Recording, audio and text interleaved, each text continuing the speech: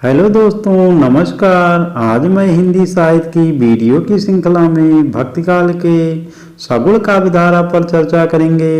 हमारे चैनल को सब्सक्राइब करें और बेल आइकन को दबाना ना भूलें, जिससे कि आपको हमारे महत्वपूर्ण वीडियो का नोटिफिकेशन प्राप्त होता रहे। आचार्य रामचंद्र शुक्ल जी ने भक्ति काल को दो कालों में विभाजित किया: निर्गुण काव्य धारा, सगुण काव्य धारा। सगुण के अंतर्गत दो काल होते हैं: राम भक्ति काव्य धारा, कृष्ण भक्ति काव्य धारा। तो आज हम सबसे पहले सगुण धारा की पीठिका के या पृष्ठभूमि को पहले जानेंगे, फिर उसके बाद राम भक्ति काव्य धारा को पढ़ेंगे, फिर कृष्ण भक्ति काव्य धारा को पढ़ेंगे।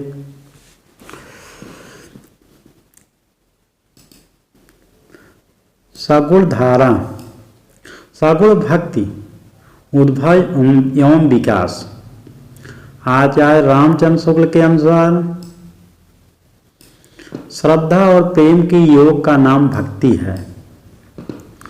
भक्ति साहित्य में प्रस्थानत्रयी, उपनिषद, गीता तथा ब्रह्मसूत्र को कहा गया है।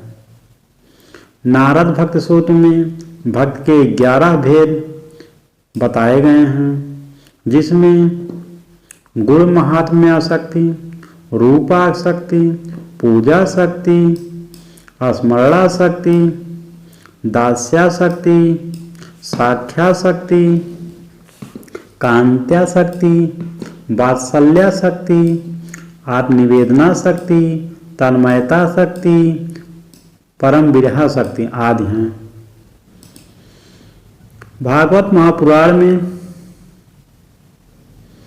नवधा भक्ति का उल्लेख किया गया है, जो निम्नलिखित है, जिसमें श्रवण, कीर्तन, स्मरण, पाद सेवन, अर्चन, बंदन, दास्य, सख्य और आत्मनिवेदन, ये नवधा भक्ति के अंतर भक्ति 9 प्रकार की बताई गई। वैष्णव धर्म में सर्वप्रथम भागवत धर्म आता है। भागवत धर्म के बाद क्रमशः सात्वत, पंचरात्र एवं नारायणी धर्म का उदय होता है। सात्वत धर्म के प्रवर्तक वासुदेव माने जाते हैं। हिंदी काव्य में वैज्ञानिक चेतना का सूत्रपात गिरिजा कुमार माथुर ने किया था। वैष्णव भक्ति का उदय दक्षिण भारत में हुआ। दक्षिण भारत से ही सगुण भक्ति की उत्पत्ति स्वीकार की जाती है। वैष्णव भक्ति का आधार ग्रंथ भागवत महापुराण माना जाता है। वैष्णव भक्ति के आदि आचार्य रामानुजाचार्य माने जाते हैं।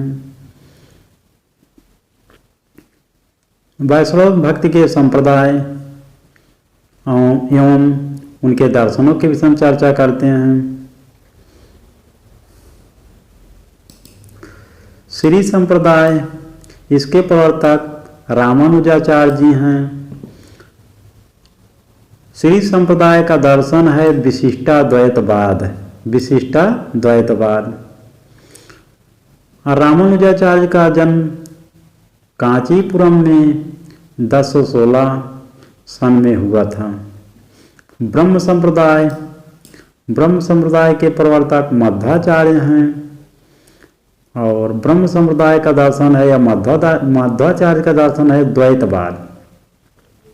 मध्वाचार्य का जन्म स्थान बेलीग्राम है, जो कर्नाटक में है। बेलीग्राम, कर्नाटक। रुद्र संप्रदाय विष्णु स्वामी। इन विष्णु स्वामी के जन्म 1300 ईस्वी बताया जाता है, और रुद्र संप्रदाय का दर्शन है शुद्धाद्वैतवाद। सनकादि संप्रदाय निम्बार्काचार्य का संप्रदाय है, या सनकादि संप्रदाय के प्रवर्तक निम्बार्काचार्य हैं। इनका जन्म 1114 ईस्वी में हुआ था, निम्बापुर में। ये बेल्लारी जिला, ये भी कर्नाटक में है। और निम्बार्काचार्य के गुरु हैं या नारद मुनि।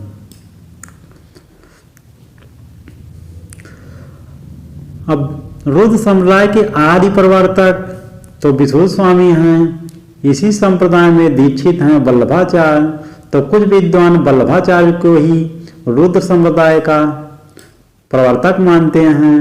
वल्लभाचार्य का जन्म 1478 ईस्वी में हुआ था और वल्लभाचार्य सूरदास के गुरु थे और इनका दर्शन है शुद्धाद्वैतवाद। वल्लभाचार्य का जन्म स्थान चंपारण है, रायपुर जिले में।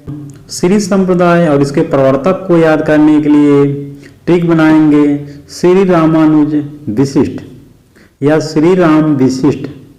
जब श्री राम विशिष्ट याद कर लेंगे तो आप श्री संप्रदाय, प्रवर्तक रामानुजाचार्य, विशिष्टाद्वैतवाद।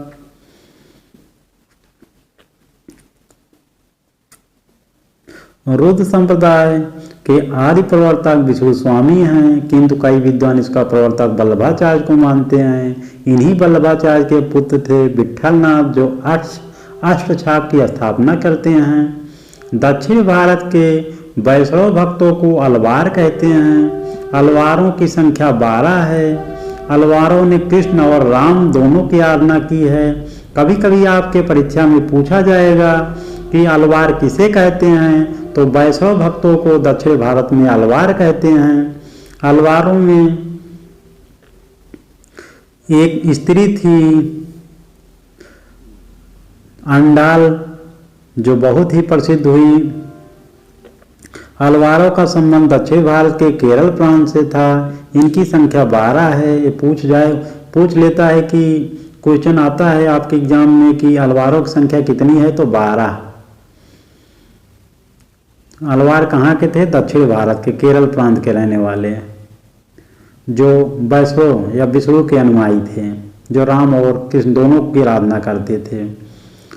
12 अलवारों के जो नाम हैं, जैसे मोएगई अलवार, भूतंता अलवार, पैया अलवार, नम्न अलवार, जिसमें नम्मा अलवार सबसे प्रसिद्ध है। इनको आप लोग याद कर लीजिएगा। नम्मा अलवार को संस्कृत में षटकोपाचार्य कहते हैं और मधुर कवि हैं, ये भी अलवार हैं। और एक स्त्री है अंडाल अलवार, जो अलवार है। पूछ लेगा कि अंडाल क्या है? अंडाल अलवार, इनको संस्कृत में गोदा कहते हैं। अलवार संतों में सर्वाधिक लोकप्रिय षटकोप थे, जिसे नम्मा अलवार कहते हैं। इन्होंने निम्न पुस्तकों की रचना किया है। 7वें अलवार संत केरल के चेरवंशी राजा कुलशेखर ने पेरुमाल तिरुभोवी नामक ग्रंथ की रचना की। अलवार संतों के लोक प्रचलित 4000 पदों को नलियार दिव्य प्रबंधम नाम से रंगनाथ मुनि या रघुनाथाचार्य ने संकलित किया। श्री संप्रदाय के प्रवर्तक रामानुजाचार्य के पूर्ववर्ती आचार्य, जो रंगनाथ मुनि, पुंडिकाच, राम मिश्र, यमुनाचार्य, रामानुजाचार्य आदि हैं। श्री संप्रदाय के चतुर्थ आचार्य यमुनाचार्य थे। श्री संप्रदाय में राम को आराध्य माना जाता है तथा ब्रह्म, रुद्र एवं सनकादि में कृष्ण को आराध्य स्वीकार किया जाता है। ब्रह्म संप्रदाय, मध्वाचार्य, रुद्र संप्रदाय, विष्णु स्वामी, सनकादि, निम्बारकाचार्य, इन लोग प्रवर्तक हैं इस संप्रदाय के। तो श्री संप्रदाय में तो राम की आराधना होती है, ब्रह्म और रुद्र, और सनकादि संप्रदाय में कृष्ण की आराधना होती है। अहिंसावाद और प्रपत्तिवाद वैष्णव संप्रदाय का वैशिष्ट्य है। प्रपत्तिवाद को शरणागत भी कहा जाता है। वैष्णव संप्रदाय में प्रपत्ति या शरणागत के 6 अंग माने गए हैं। शंकराचार्य का जन्म 8वीं सदी के आसपास केरल में हुआ था। शंकराचार्य ने अद्वैत वेदांत की स्थापना की तथा प्रस्थानत्रयी का भाष्य किया। शंकराचार्य स्मार्त संप्रदाय चलाए थे। इनका दर्शन अद्वैत वेदांत है या अद्वैतवाद। शंकराचार्य के गुरु का नाम गोविंद योगी था। शंकराचार्य ने स्मार्त संप्रदाय का प्रवर्तन किया था, जो पंचदेव उपासना पर आधारित है।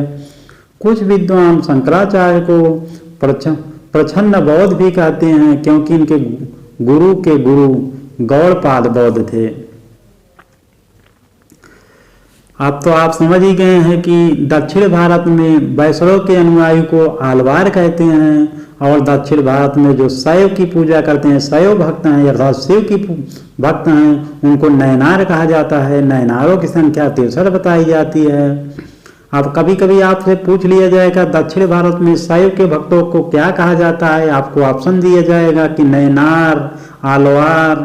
तो आप समझ लेना कि शिव जी शंकर जी के 3 नेत्र थे, तो नेत्र से नयन होता है, तो नयनार जो होते हैं शैव के भक्त होते हैं। दक्षिण अलवार संतों की भाषा तमिल थी। अलवारों में प्रसिद्ध एकमात्र महिला अंदाल, जिसे संस्कृत में गोदा कहते थे, इनको दक्षिण की मीरा का उपाधि प्राप्त है। अब हम सगुण धारा राम भक्त शाखा के विषय में चर्चा करेंगे, जो अगले वीडियो में आएगा। हमारे चैनल को सब्सक्राइब कीजिए और बेल आइकन को दबाएं, जिससे कि आपको वीडियो का नोटिफिकेशन प्राप्त होता रहे। नमस्कार।